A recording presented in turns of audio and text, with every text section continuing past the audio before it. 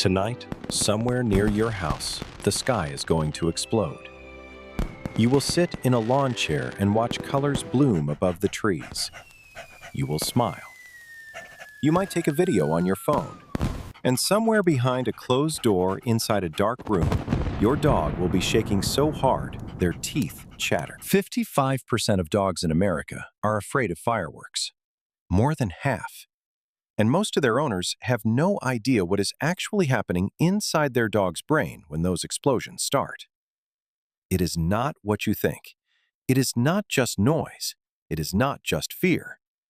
It is something that rewires their brain permanently every single time it happens. Welcome to Dog Behavior Lab. Let us get into it. Imagine someone hands you a pair of headphones. They lock them onto your head. You cannot remove them. And then they set the volume to 4 times whatever you would choose. Not twice, not a little louder, 4 times. Every car horn, every door slam, every conversation in the next room. All of it amplified to a level your ears were never designed to handle, and you cannot turn it down. That is your dog. Every day, not just on July 4th. Dogs hear frequencies up to 60,000 hertz. You stop at 20,000. And their ears are most sensitive between 3 and 12,000 hertz, which happens to be the exact range where firework whistles, crackles, and snaps produce their loudest output. The sounds you experience as festive, your dog experiences as deafening, and they have no way to tell you. But here's the thing. Volume alone does not explain why your dog panics. Thunder is loud too. Construction is loud. A truck backfiring is loud. Your dog might flinch at those things. They do not usually try to jump through a window.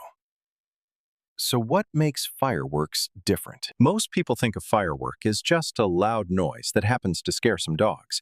The same way thunder scares some dogs. The same category, the same kind of fear. It is not the same. Not even close. Researchers at Virginia Tech studied the difference between how dogs respond to thunderstorms versus fireworks. And what they found changes everything. Thunderstorms come with warning signs. The barometric pressure drops. The wind shifts. The sky darkens. Dogs can sense these changes hours before the first crack of thunder. Their body prepares. They brace. Fireworks give zero warning. Nothing in the air changes. Nothing in the sky shifts. 1 second, the world is normal. The next, it is exploding. And because the dog had no preparation, their stress response is not gradual. It is instant and total. But it gets worse. Thunder comes from the sky miles above. Fireworks detonate close to the ground. The sound pressure your dog experiences from a neighborhood firework is dramatically more intense than distant thunder. And fireworks are not just sound. They are light, sudden, blinding flashes. They are smell, acrid chemical smoke and sulfur. They are vibration through the ground. Your dog is not just hearing an explosion. They are seeing it, smelling it, and feeling it through their paws simultaneously. And thunder follows a pattern. Rumble, crack, rumble. Your dog can start to predict it. Fireworks are deliberately random. There is no pattern, no rhythm. The next explosion could come in 1 second or 30 seconds, and the dog has no way to know. The unpredictability is what breaks them, because a brain that cannot predict danger never stops looking for it. So what happens inside your dog's brain when the first firework goes off? The sound hits their inner ear and travels to the auditory cortex, but it does not stay there. It gets rerouted fast to a structure called the amygdala. The amygdala is the brain's alarm system.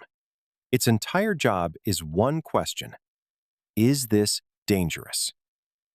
When a sudden, loud, unpredictable, multisensory explosion hits the amygdala, the answer is immediate. Yes, this is an attack. The amygdala triggers the hypothalamic pituitary adrenal axis. Cortisol floods the bloodstream. Adrenaline follows. Heart rate spikes. Pupils dilate. Muscles tense. Blood redirects to the legs. The dog's entire body switches to one mode: survive. This is not anxiety. This is not nervousness. This is a full neurological emergency response. The same cascade that would fire if a predator appeared in front of them. Your dog's brain cannot distinguish between a Roman candle and a threat to their life. To them, there is no difference. And then the shaking starts. The panting, the pacing, the hiding behind the toilet, under the bed, inside the closet. Some dogs scratch at doors until their nails bleed. Some jump through screen windows. Some scale 6-foot fences they have never attempted before. Emergency vet visits spike nearly 50% over the July 4th weekend, and July 5th is the single busiest day of the year for animal shelters in America. Not because of a natural disaster, because of what we call a party. Here is the part nobody tells you. Every single time your dog goes through a firework panic, the fear gets worse. Not because they remember it, because their brain practices it. Each time the amygdala fires that emergency response, the neural pathway between sound and panic gets physically stronger. The synapses become more efficient. The trigger threshold drops. The response fires faster and harder. This is not a metaphor. Fear conditioning is one of the most well-documented phenomena in neuroscience, and it works the same way in dogs as it does in humans. A dog who trembles slightly during their first firework experience will, without intervention, shake violently by the third. A dog who hides under the bed in year 1 will try to escape the house by year 3. The brain is not forgetting. It is reinforcing, practicing, getting better at panicking, and eventually the fear generalizes. It stops being about fireworks specifically. The dog begins to fear associated stimuli: the smell of smoke, a darkening sky, a distant thud, even the sight of people gathering in the backyard. The world gets smaller. What your dog is really saying: I am not choosing to be afraid. My brain is doing this without my permission. And every time it happens, it takes a little more of my world away. One more thing, and this one is important. If your dog is older than 4 or 5 and the fear appeared suddenly, they were fine with fireworks for years, and now they are not, this might not be about fireworks at all. Hidden pain, arthritis, a chronic condition they cannot tell you about. Pain lowers a dog's stress threshold. A dog who could tolerate fireworks at age 3 cannot tolerate them at age 6, not because the fireworks changed, but because their body hurts and they have no extra capacity to cope. The noise is the trigger. The pain is the reason. If this sounds like your dog, talk to your vet, not about the noise, about the pain. Now close your eyes for a moment. Imagine you are in a room with no windows. The door is locked, but not by you. You do not know who locked it. Every few seconds or every few minutes, you cannot predict which something explodes on the other side of the wall. The room shakes, light flashes under the door, the air starts to smell like something burning. You cannot ask anyone what is happening. You cannot read a sign. You cannot leave. You cannot cover your ears. The only thing you can do is wait. Wait for it to stop. But you do not know when it will stop.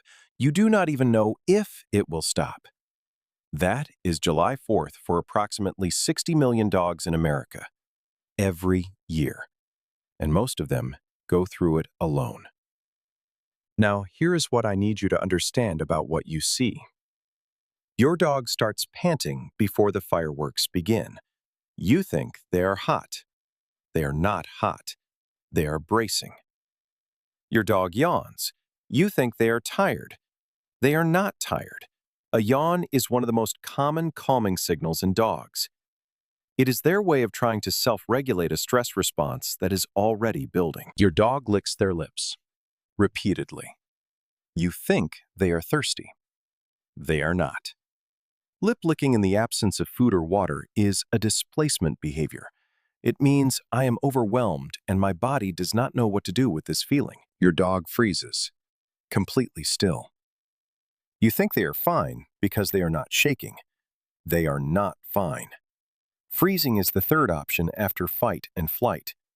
When running does not work and fighting is not possible, a dog will shut down entirely. It looks like calm. It is the opposite of calm. Your dog was trying to tell you they were afraid 2 hours before the first firework. You just did not know what the words looked like. What your dog is really saying. I was asking for help before the sky started breaking.